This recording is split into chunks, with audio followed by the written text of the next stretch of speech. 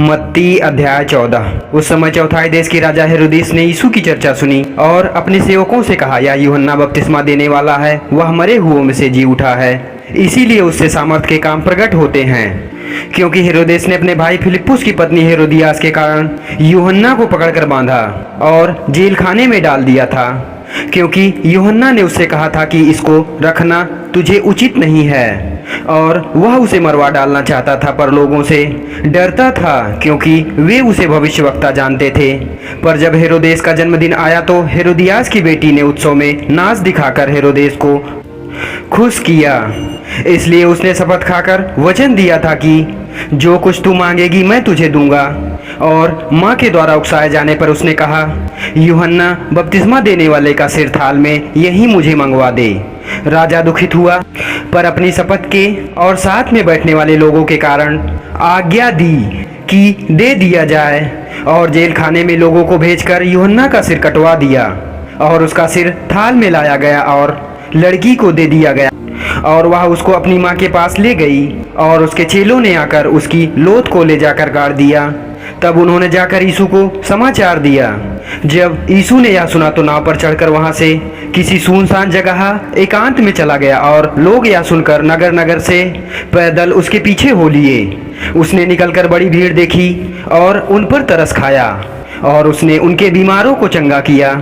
जब सांझ हुई तो उसके चेलों ने उसके पास आकर कहा, यह तो सुनसान जगह है और देर हो रही है, लोगों को विदा किया जाए कि वे बस्तियों में जाकर अपने लिए भोजन मोल लें। यीशु ने उनसे कहा कि उनका जाना आवश्यक नहीं, तुम ही इन्हें खाने को दो।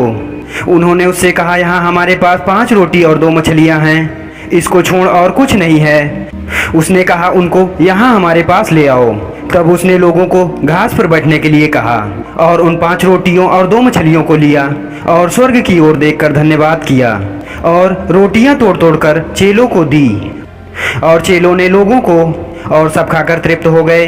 और उन्होंने बचे हुए टुकड़ों से भरी हुई 12 टोकरियां उठाई, और खाने वाले स्त्रियों और बालकों को छोड़ पुरुषों की संख्या लगभग 5000 थी।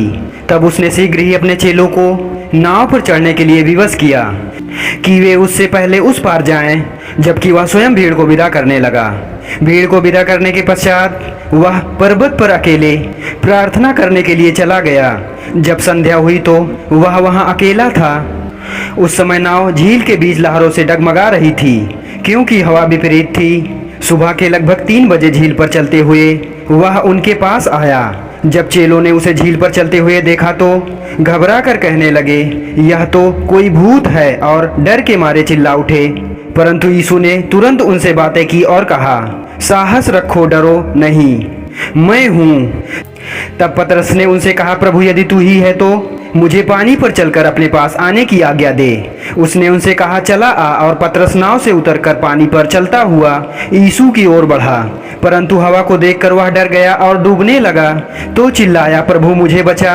यीशु ने तुरंत हाथ बढ़ाकर उसे थाम लिया और उससे कहा, हे अल्पविश्वासी, तूने क्यों संदेह किया? और जब वे नाव पर चढ़ गए तो हवा थम गई, और जो लोग नाव में थे उन्होंने उसे दंडवत किया और कहा, तू निश्चय ही परमेश्वर का पुत्र है। वे पार होकर गन्नेसरत पहुँचे, और वहाँ के लोगों ने जब उसे पहचाना तो उन्होंने आसपास के क्षेत्रों में समाचार भेजा, और लोग बीमारों को उसके पास लाए।